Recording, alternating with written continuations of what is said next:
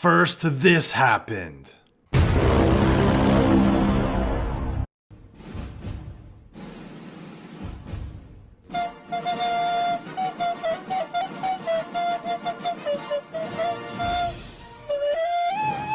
But wait, then they actually listened.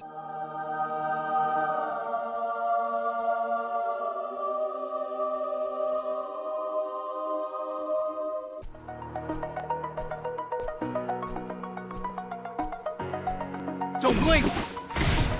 All in. Just my style. What up, guys? Welcome to Economics 10.3 Ekko University, where we talk about everything Ekko for patch 10.3. The first thing we'll talk about is the Ekko nerf stuff that's coming out in patch 10.3. And then we'll talk about the best runes. I have 3 runes to show you guys. I'll show you guys the best builds, must bans, or some new bans and some removed bans, and Ekko's patch rating for this patch. Alright guys, let's talk about the Ekko jungle nerfs that are coming in patch 10.3. So firstly, when they announced Ekko jungle nerfs, they said Ekko jungle nerfs, not mid, Ekko jungle, and then they released this garbage. They say base attack speed lowered from 6.88 to 6.25 and W stun duration lower from 2.25 to 2 seconds. And I look at this and I'm like, excuse me? Ekko mid is hurt so much more than Ekko jungle, because Ekko jungle goes attack speed runes anyway, and Ekko jungle eventually builds runic echoes, and bada bing bada boom, you don't even have to auto attack to farm the camps. But in season 8, after runes reforged, after the rune rework, Ekko lost all his attack speed. So Ekko was so slow auto attacking in mid lane, and that's when they gave Ekko the 10% attack speed buff, which is the 6.88. So they're basically removing 10% attack speed, which Ekko needed and made Ekko so clunky. But thankfully, after me and a lot of other Ekko players basically tweeted at their lead designer, a couple of days later, they finally announced that the actual Ekko jungle nerf will be monsters take 200%, now 150% damage. So your passive does 50% less damage to monsters and camps and stuff, which is a good Ekko jungle nerf, which means that Ekko jungle early game and even towards mid game will be doing 50% less damage, which is actually really good. I don't know how big of an impact this will have, I'm not sure, but I think it's a great step to start nerfing Ekko in the jungle. Maybe he'll still be picked a lot, so maybe they'll need to do a little bit another nerf, a smaller one after. But then I think Ekko will be in a pretty good spot. But like I said, I'm an Ekko mid player. I only like Ekko mid. I think Ekko jungle should not exist. I'm sorry, Ekko jungle players, but you guys are the reason why nobody else could play Ekko, because everyone just playing Ekko in the jungle. I'm sorry. I'm sorry. Alright guys, let's get into the best rune pages for Ekko for patch 10.3. I'm going to show you guys 3 different ones. This is the first one, and it's my favorite. I basically go this every game. This is Domination, Inspiration. I go Electrocute, Sudden Impact, Eyeball Collection, Ravenous Hunter, Futures Market, and Time Warp Tonic. So Sudden Impact could change. I sometimes go Cheap Shot instead of Sudden Impact, only if I'm versing like a Cassidy or a Vlad. Why? Because Cheap Shot does more damage than Sudden Impact, and versus lanes where you have to win early, like Cassidy, you have to kill Cassidy, you have to kill Vlad early. Cheap Shot is better for that because you do a little bit more damage, true damage. But for the most part, Futures Market and Time Warp Tonic is basically my favorite. Corrupting, I always go Corrupting Potion in mid lane, so Time Warp Tonic gives you that quick mini heal when you sip your Corrupting Potion, but on top of that, it also gives you extra movement speed, and movement speed is really good on Ekko early game. But my favorite now is obviously Futures Market. I never actually used Futures Market until I got coached. Futures Market allows you to build items when you don't have enough gold. Like you don't know how many scenarios where like you have to back and you're down and you need 150 gold for like a Dark Seal or a Doran's Ring or like Revolver or Proto Belt. Like especially late game, you back and you need 1100 gold for a Death Cap, but you only have like 850. But you can still buy Death Cap. Like Futures Market allows you to buy items that you actually wouldn't be able to buy, which is what I really like. It actually helps early game a lot, because a lot of times you back early game, and I could buy all the early game items like Doran's Ring, Dark Seal, boots and stuff, and I'll always have an item advantage. So that's why I like this rune page, and I've been using it all the time. The next rune page, which is Domination Sorcery, we all seen this one before. Same domination tree, but we're going sorcery with Absolute Focus, Gathering Storm. So we used this one for a long time, like last season and the season before that. Absolute Focus, Gathering Storm just give you that raw, flat AP. So I would recommend going Sorcery if you're looking to scale. Like if you see that the enemy team is scaling and it's gonna be like a longer game, or if you naturally play longer games and lower elos, the games usually are longer, then Absolute Focus, Gathering Storm is really good because by the time the game gets late game, you'll have a lot more AP, especially when you combine it with Death Cap. And lastly, I seen this rune page circling around because some people saying that like Zalao banned using this rune page. I personally do not think this rune page is good, and I'll tell you why. So you're gonna go Domination Precision with Presence of Mind, Coup de Grace. I think Coup de Grace is not bad. Obviously, it gives you 8% more damage when the target is like below 40% HP. That's not bad. The Presence of Mind is kind of interesting because you go Presence of Mind for extra mana, basically extra mana. So you have basically unlimited mana. But the thing is, I don't struggle with mana mid-game with Ekko anymore. Especially when you like learn to control your abilities better. You get Lich Bane anyway, you have a Dark Seal anyway.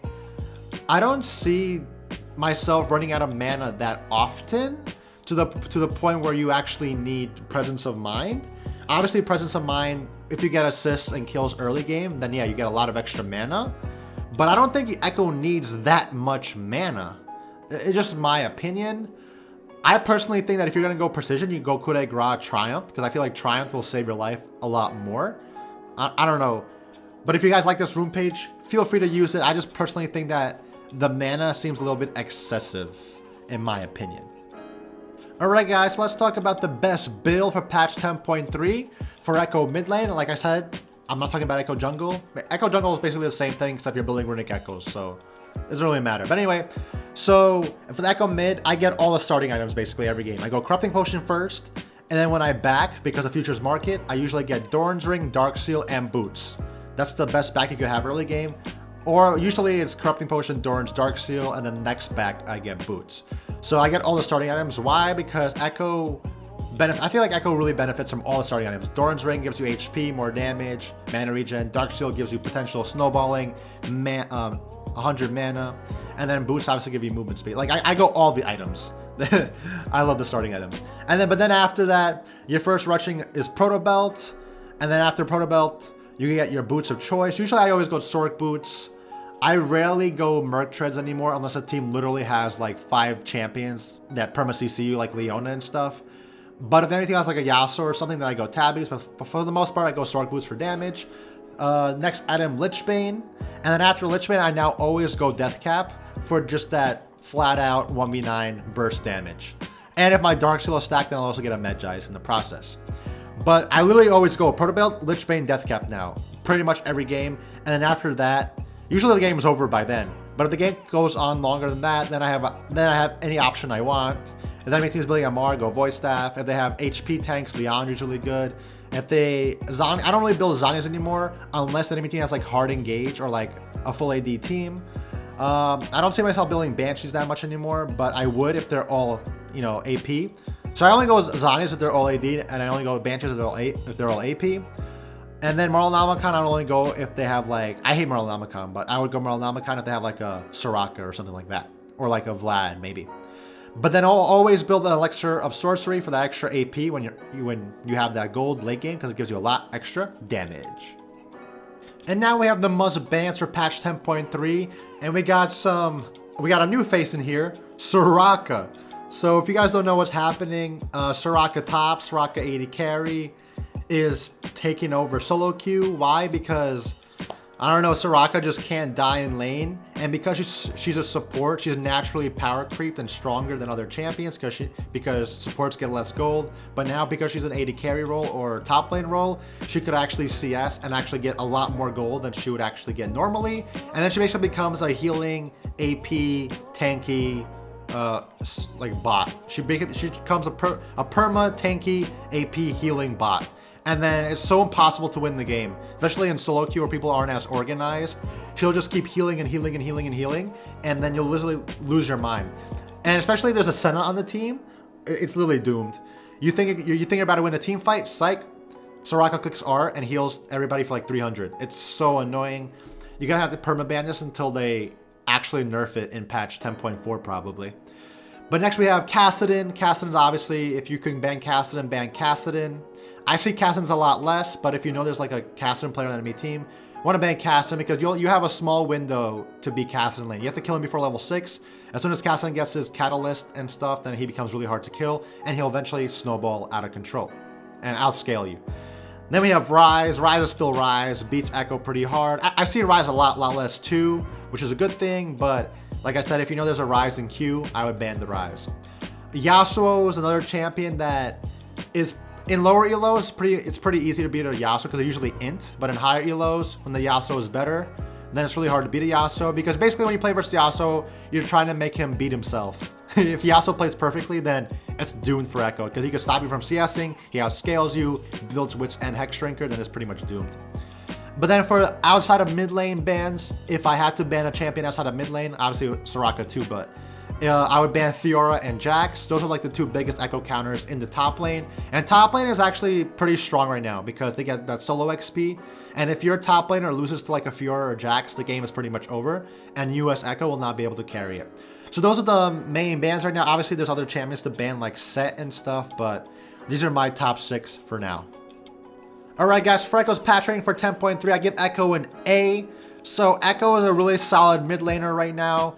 He's gated by his early game, which when he faces like LeBlanc, Yasuo, Kassadin, Rise, Aurelia, all those champions, they make Ekko's early game really hard, which is a good thing because it helps you play Ekko better. It helps you learn those hard matchups. But then if you survive and now play the enemy team, or you have like a good team or if you have like a good jungler, good team, then you could actually scale. And then once you get to like early mid game, late game, Ekko becomes a really solid, great pick.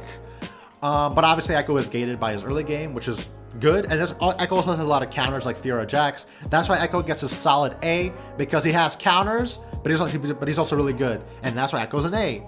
But then we talk about Ekko Jungle. Ekko Jungle was like an S tier. Everybody believed Ekko Jungle was like S+ tier because Ekko has no mana problems in the jungle. He builds the strongest AP item. He doesn't have to deal with like Cast and Rise in the jungle. So he basically has a free ride. And that's why Ekko Jungle was OP.